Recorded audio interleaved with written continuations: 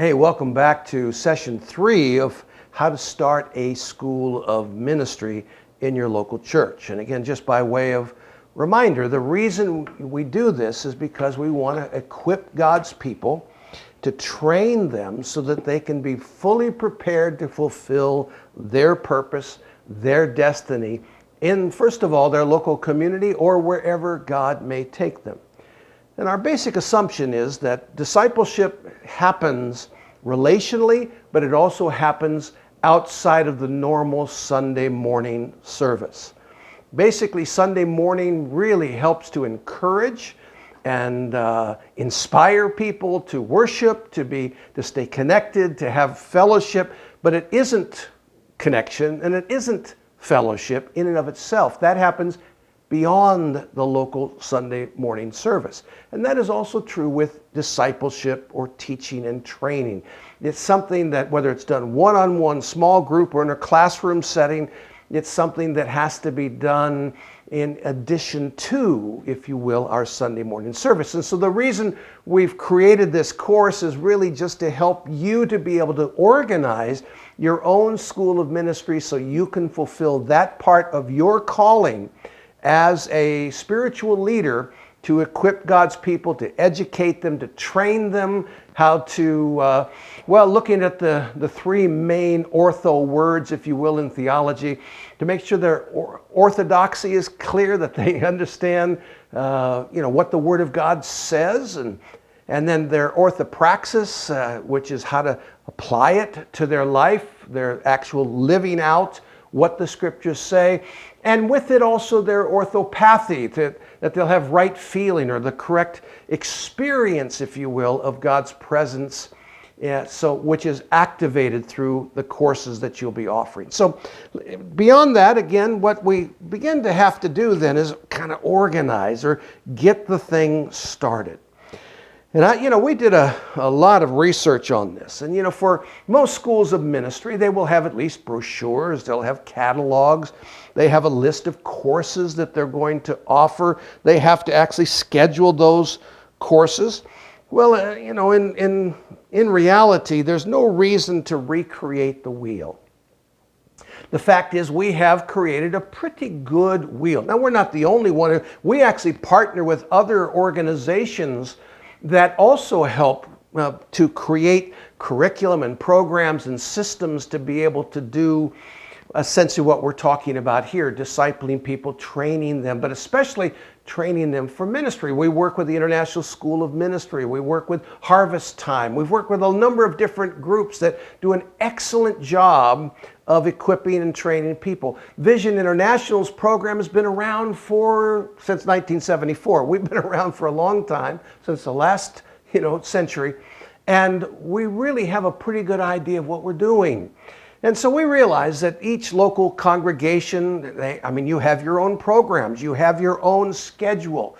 And so one of the things that has to happen if you're going to have an effective school of ministry, it has to be flexible. It has to be organized. And we have put together a system. In fact, we have an administrative system now provided on an external drive that shows you step by step how to organize your school of ministry. It includes, how to complete an application and what applications need to have to be able to gather student work from the past, what transcripts that they need to have as a part of that. We provide all of this both in a simple package where you can set it up on your own computer, or we actually have a complete online system so that you can have what's called a hybrid program, where it's primarily our professors and materials online, and you provide the discipleship, you provide the ongoing relationship as a part of it. So depending upon how active you want to be involved in the actual teaching process and administration, we provide all of those things for you. And along with that, we provide the ability to grant certificates, diplomas, and degrees, which nowadays to get approval from your local state, I mean, it's possible for you to do that, but it's a long process in most cases. Vision International has already done all that for you.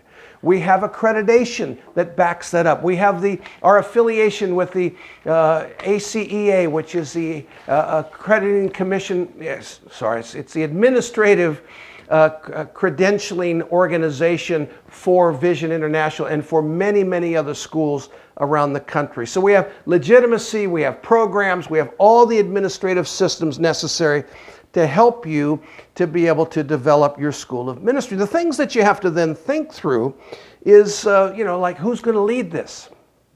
One of the things we found is that if the local pastor or whoever the spiritual leader is, or local apostle or prophet that's leading the ministry, if they're not behind the school of ministry, it's not going to work.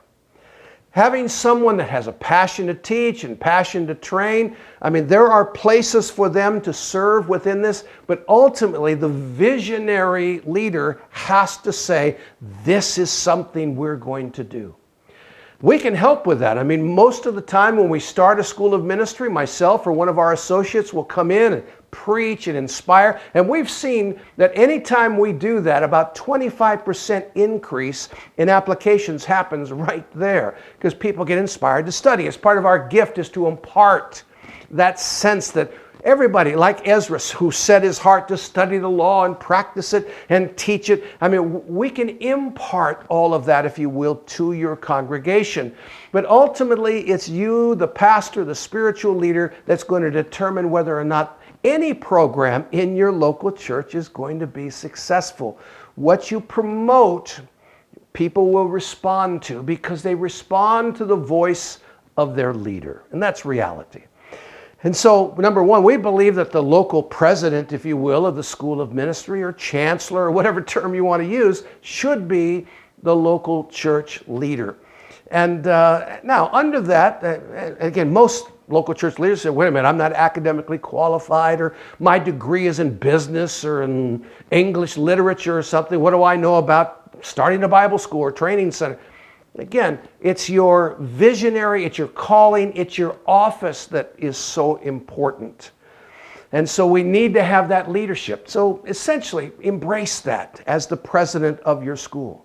You will also need, of course, an academic person, an academic dean. Now, that can be anyone that's got a bachelor's degree, master's degree, and really has a heart to organize what courses are we going to offer at any given time, who's going to teach them, unless it's, again, the hybrid online program that we offer. And even then, it's scheduling the mentoring meetings that happen after that to round out the program. So the academic dean is a very important part of the team that you would need to develop in order to have a healthy, productive school of ministry. Along with that, it's helpful to have what we call the registrar, but really that's usually a part-time person, or it can be a volunteer that really pays good, close attention to details. They'll make sure the applications are completed and that they're done properly, and that they're properly submitted, either mailed to us or put into our online system. Secondly, they make sure that when it's time for grades to be done, that they're actually done. The professor does grade the work. Now, if it's in the online system, that's all taken care of for you. But however you work it, you need to have someone that pays close attention to detail, mails out information, communicates with people when the class is going to be, all of that kind of thing. And really, then it's your teachers. And if you have teachers and or mentors, again, if the goal is, hey, we want to take advantage of technology, we'd like to use the online learning system, that hybrid program you're talking about, where the course content and the lecture and all of that is delivered through the online system. The students actually go and do their studies and submit their work product, it's called. It's their academic material, their study guide, they do their exam online. But we still need to have mentors in the local church. And so we have a mentorship training program that goes along with this. It's part of the package to train your mentors, your men and women who can then mentor students, help them in their studies and help them in their growth in the things of God. So all of that is provided to you in the package that we provide from Vision International. Because our hope is that you will have your own school of ministry, but not just for you, but something that will also network into your community. You see, I'm convinced that it's not so much the local church, but it's the church in the locality that needs the equipping and training. There are in many different congregations, men and women that have a heart to be trained. They really want to serve God, and they need to be equipped in biblical studies and theology and practical ministry so they can fulfill their purpose. And so reaching out and networking with fellow leaders within your community, I think it serves a couple of purposes. Number one, it lets them know we're going to do this because we believe in discipleship. Number two, we believe you could help us because we're going to look for faculty and mentors to help. We're not out to steal your people. We're out to equip the saints within our locality because we believe revival is coming and we're going to need more workers to preserve the harvest that God brings. I mean, you can be a catalyst then for connecting to other leaders and networking with them through the school of ministry. So, if you're going to launch a school, you want to launch it right. In our next session, we're going to talk a little bit about how to recruit students and how to properly launch your school. Until next time.